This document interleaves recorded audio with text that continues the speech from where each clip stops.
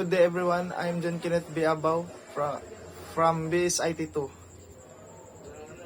So akong buhaton is, akong i-differentiate ang IDE, GUI, and programming language. First is ang IDE.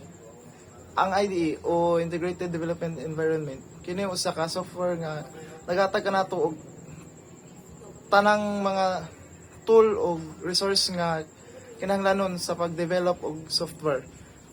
Sa IDE makita nato ang code editor, debugging tools, o integration sa iba't ibang service.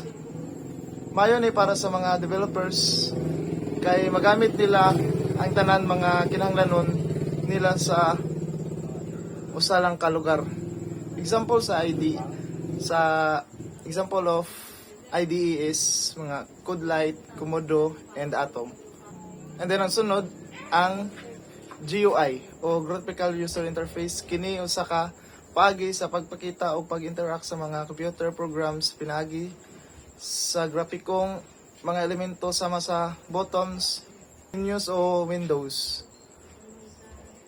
Sa GUI mas dali natong mahuman ang atong mga gisudlanan tungod kay makita nato masabtan ang mga option pinaagi sa pag-click o pag-tap sa mga grafiko. The example of GUI is Android, Apple iOS, Linux.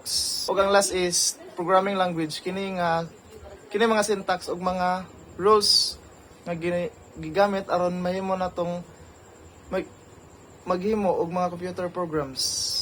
Ang programming language nga atong gigamit mo determinar sa kung unsang klaseng software o aplikasyon ang atong mahimo. Sa karon nahibal-an na nato ang tibuok-an sa IDE, GUI, and mga programming language. Sa sunod nga maghimo nato og software kabalo na kita unsa atong himuon. Thank you.